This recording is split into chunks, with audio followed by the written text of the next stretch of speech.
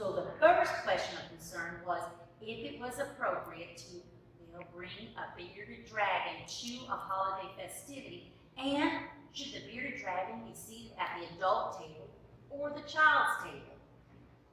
Well, honey, in my time, it was not appropriate to bring a bearded dragon to any festivity, unless, of course, it was worn as a hat, carried as a purse, or a pair of boots.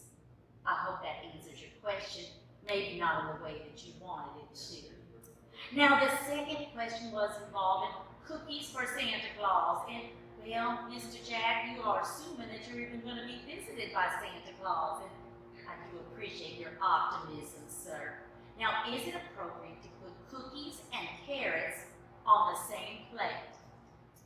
I would say that it would be most appropriate to have the cookies separate on a very fine piece of china, and the carrots perhaps on a little pile of hay and such. But please, under no circumstances should you leave eggnog for Santa Claus. Now, my darlings, we're going to go to some letters that I received from citizens here at Sacramento City. Now, I have their letters here, and then I have written out my responses. But I will be taking notes and additions if you have suggestions as well, and I'm sure you do. Dear Miss Odessa, I am in such a state as to barely hold pen to paper and inquire upon you for assistance. Oh, of course, honey, I'm here for you. This coming Thursday, I shall attend my first mistletoe and holly ball, hosted by a prominent Sacramento family. Well, I know most of the prominent families here, so this is very interesting. This is the first year I shall attend as a gentlewoman and not as a child. I feel all my nerves on edge in fear that I will do something ungracious. Oh, poor thing. My mother and I had my dress made last month by Mrs. Flora Davies. It is stylish and appealing in the most righteous of character. I have 2 pairs of fine gloves. My shoes and wrap are contrasting, but not, and I repeat, not garish, and supply just the right festive touch. Well, that just sounds lovely. My worries are centered on the ball itself. I would value your guidance as to how to correctly fill out the dance card. As I shall be arriving with my parents, and not a gentleman escort, my mother assures me that I will have no trouble perfecting my card, bless her heart. But she is all of 35 and does not really understand the younger sect. Oh, yes, she's practically ancient. Please advise so that I may have at least a few hours of peaceful slumber before this momentous event. Sincerely, on pins and needles in Sacramento. Oh my goodness. Now I've written my response, and I do think it is both complete and very witty. My dear Miss Penn, you see I use the pins and needles in there. Congratulations on attending your first mistletoe and holly ball as a proper guest. From your correspondence, it sounds as if you and your mother have made all the right choices. I highly approve. Mrs. Davis is a Sacramento treasure, so I rest assured your dress is both tasteful and visually appealing, which is not an easy balance, I must say. Extra gloves are always a wise choice and will prevent unnecessary delays in evening's festive activities if one goes missing. Honey, I cannot tell you how many times young ladies have missed 3 or 4 dances scurrying about looking for a missing glove. If possible, bring 3 pairs. And kid leather, well, it stays close to the skin, is very delicate and such. Now, regarding the dance card, this will be provided for you by your host upon your arrival. I suggest you inquire if a single male relative of compatible age will be attending and engage his permission in advance to enlist him as your first dance. You see, you've removed all of that pressure, and he will probably be grateful as well. Now, the first dance will most likely be a march, followed by a quadrille, a waltz, a polka, and so on. Now, here's where some people may disagree with my choice, but I do not suggest that you immediately immediately fill out your entire card. Do not immediately fill out that entire card. You're going to want to because of the excitement of the moment, all right? But you see, if you leave the last two availabilities open, you will allow yourself the option of an early departure. Now, the reason that might be important is if the dance has turned dreadful. And if you've left those last two spaces available, you will not have to turn down and hurt a young man's feelings. It's better to leave early while still looking well and put together than to become overheated and diminished. Now, these are my final two tips. I think this is such a good letter. These final two tips, my dear, a lady should never enter the ball and cross the hall unattended, all right? Now, you may lean on your father's arm for his assistance and be well thought of.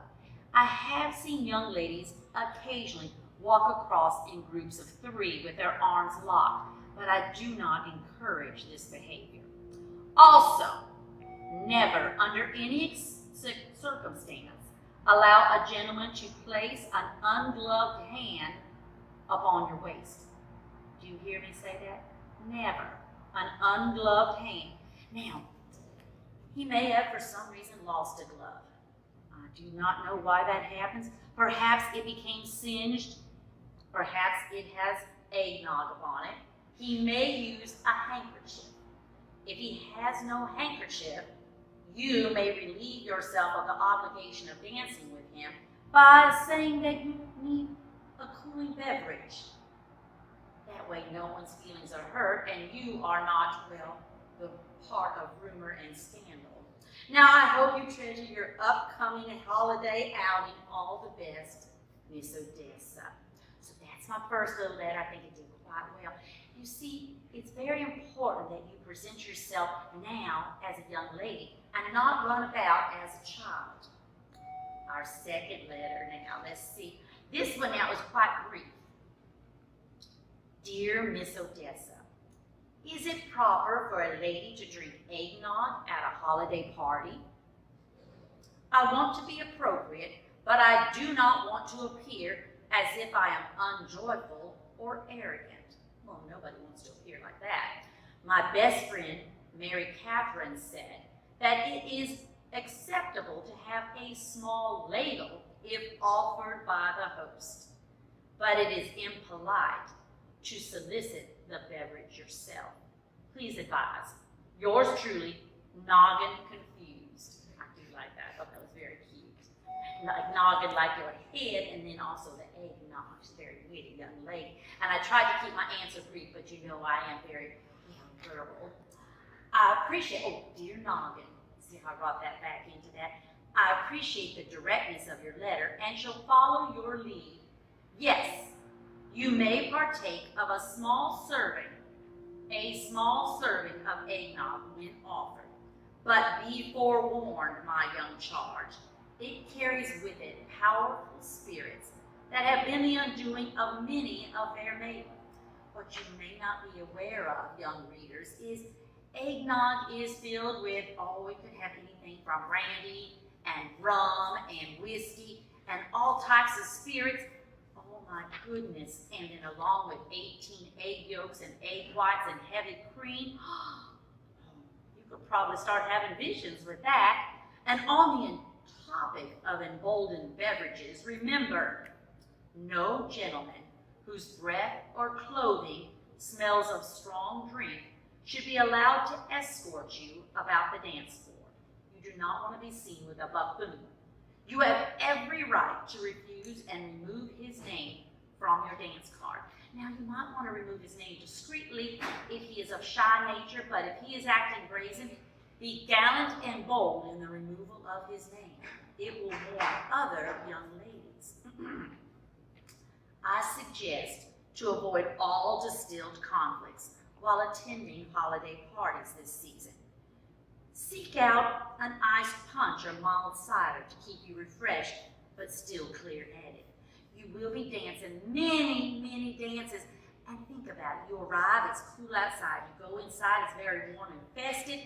You want to keep a glow about you, but oh honey, you do not want to be overly glistening. All the best, Miss Odessa. So that's for little Miss Noggin. Now, our last one.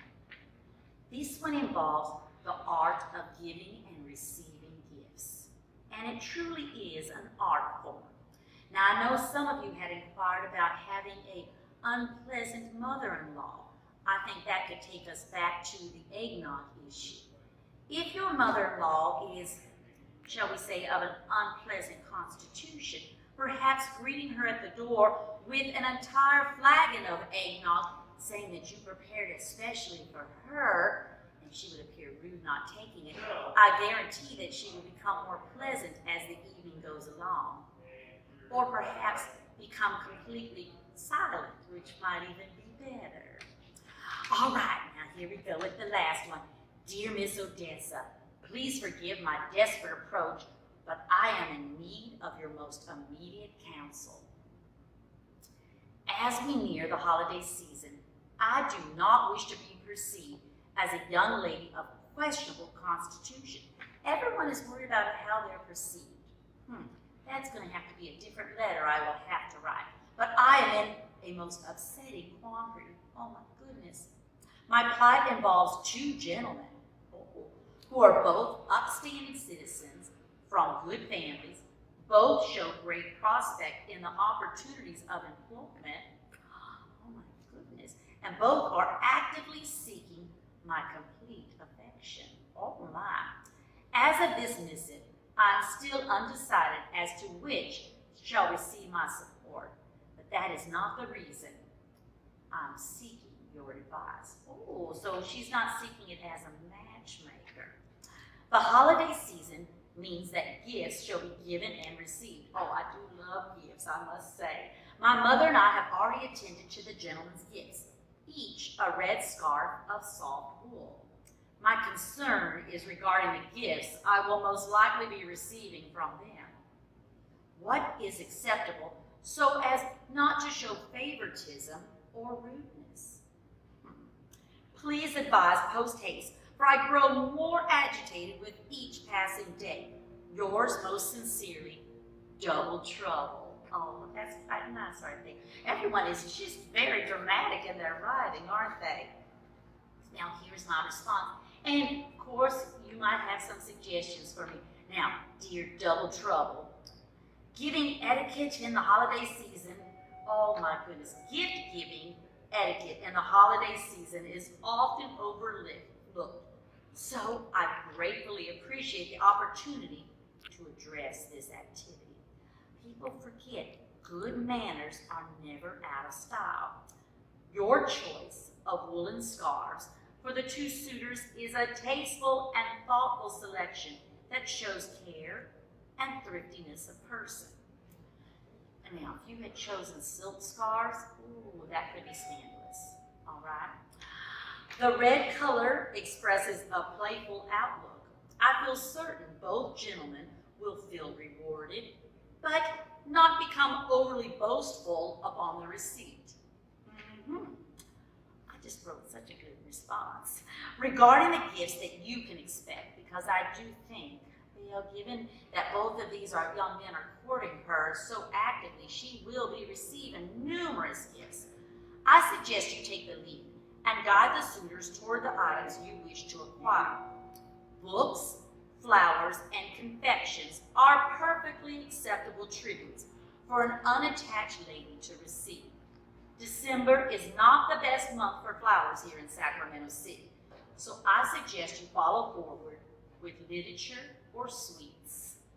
Now, if you select books, be sure to give each gentleman 2 to 3 titles to pick from. They like to feel like they're in charge. It's a nice illusion, isn't it, honey? All right?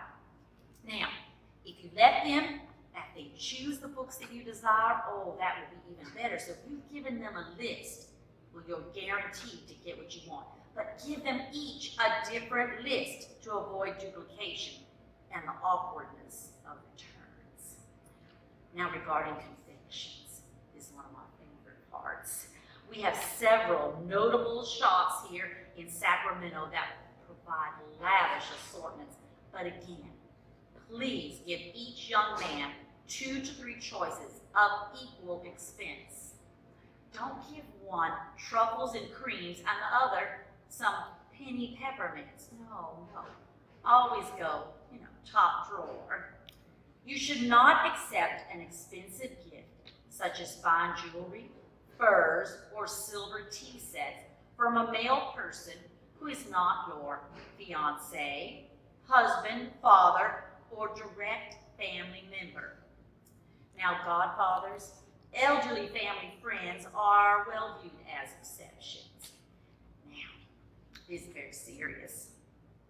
If a ring is presented as a Christmas gift, you must make your decision before accepting the token, and only after you have said yes may you place it on your finger. So if you're uncertain, perhaps putting it in a silk bag or the such. Now remember, it is better to give than to receive. Always have your thank you cards handy. Use crisp script and make sure to have them delivered post-haste within 2 days of receiving your gifts. If you follow these simple instructions, I feel certain you shall know your heart's desire by spring. Sincerely, Miss Odessa. And I feel certain, I might be involved in helping to plan a wedding. Now, those are just a few guidelines for having a happy and joyful holiday here in Sacramento City. Now, I don't know if we've received any questions, concerns, or comments, but I want you to know, my young friends, you may send in any questions that you have for Miss Odessa concerning, proper etiquette, courtship, marriage, and I'm not so good with the cooking, but I could look some up. So I send to each and every one of you a Merry Christmas, a Happy Holidays, be safe, be kind, have good personal hygiene. With love from Miss Odessa.